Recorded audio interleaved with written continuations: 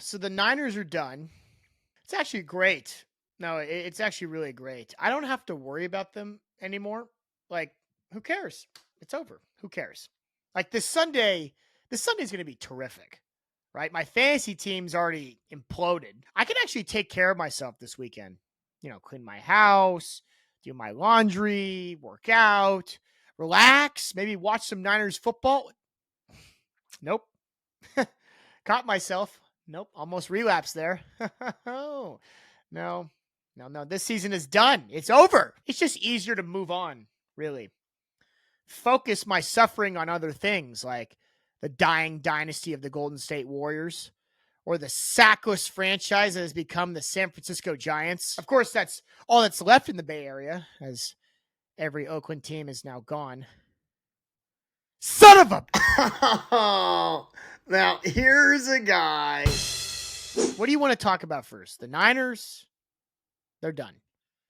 The A's? They moved. The Giants? Yeah, right. Baseball sucks. You know what baseball is now? This is baseball. You ready?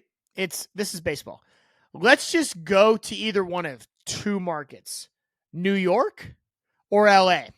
And wherever I get the best offer, meaning wherever I get $750 million, $750 million, that's where I'll go. That's what the MLB is. The MLB is going to be this arms race between the Dodgers, the Mets, and the Yankees. And that's it from now on.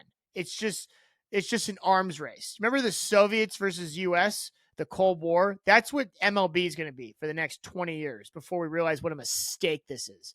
That's it. Whoever the best player is, all right, we're going to enter a $750 million bidding war. The end. That's it. Here's who wins. The rich. Sounds familiar, right? It's a really interesting tale. It's not really one of good versus evil or underdogs take. No, it's quite the opposite, actually. Not a story you could root for, not a hero you can get behind. It's whoever is richest wins. So that's baseball. And then there's the Warriors, which, by the way, are actually in a really fine spot to make the playoffs, to make a run. Of course, if the league wasn't absolutely determined to shred them. I'll address the elephant in the room. Obviously, the Warriors have choked quite a handful of games this year. I believe they've choked every single game but one where they outright lost the whole time when never winning. Every single game they've lost this year besides one, they had a lead in the fourth quarter by multiple possessions. I'll say it again. Every loss except for one, they had a lead in the fourth quarter by multiple possessions. That's a problem. Now, I'm not worried about Kerr.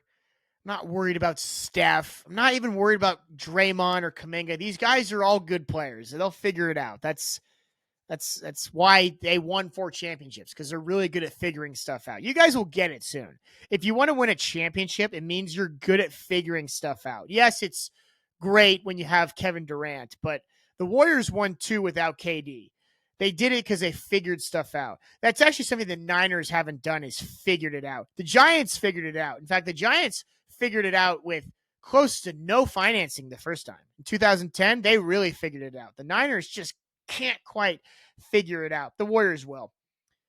Everyone has trouble landing the plane every now and again. I mean, usually it's the other way around. Usually it's people have trouble the plane taking off. Okay. But the problem is the league is actually determined and focused on, I guess, running Steph Curry out of it. Like, why? I mean, this is probably the worst strategy ever, is making sure Steph Curry is not in any significant games. The Vegas NBA Cup in-season tournament that we have this weekend. Yeah, so the ticket prices to get in, now that Steph is no longer participating, they're $29 a pop.